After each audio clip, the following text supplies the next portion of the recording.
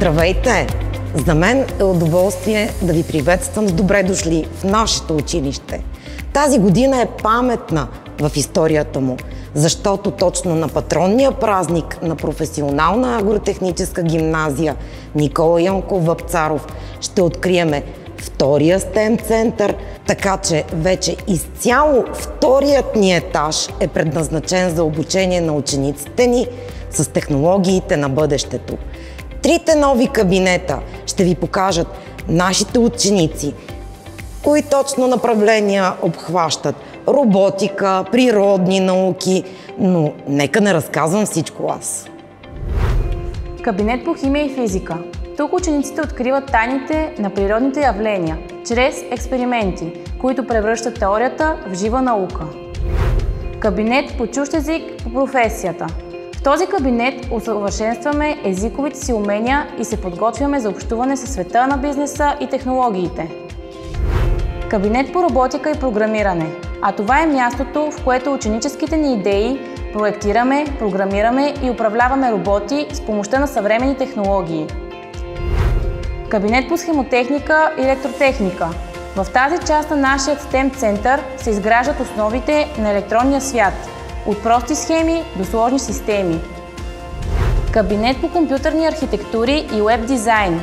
Зала за творческо съчетаване на технологиите и дигиталните компетентности.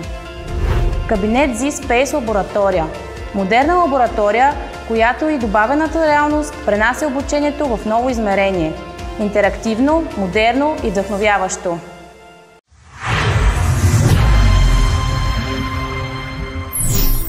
STEM кабинетът по природни науки помага на учениците да разберат света около себе си чрез експерименти и реални опити, а не само от учебника. Тук те наблюдават, изследват и откриват връзките между физика, химия и биология по забавен и практичен начин.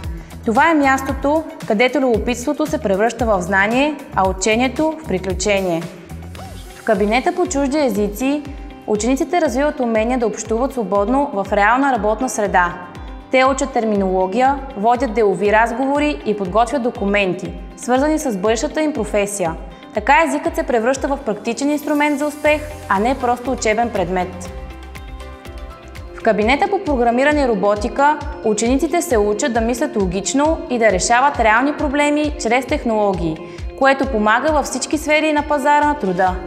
Те създават, програмират и управляват роботи, които превръщат идеите им в действие. Тук креативността и техниката вървят ръка за ръка. Всяка програма, идея и мечта оживява. В нашата електролаборатория учениците откриват как електричеството движи света около нас. Тук те свързват, измерват и експериментират с токови сигнали, изграждайки вериги и системи, които оживяват пред очите им. Това е мястото, където искрата на любопитството се превръща в истинско инженерно мислене. В кабинета по компютърни системи и уеб дизайн учениците създават дигиталния свят на бъдещето. Тук те изграждат сайтове, проектират интерфейси и учат как да съчетават технологии и креативност. Всяка идея може да се превърне в реален уеб проект с дизайн, съдържание и функционалност, създадени изцяло от тях. В нашата Z-Space лаборатория ученето излиза извън рамките на учебника.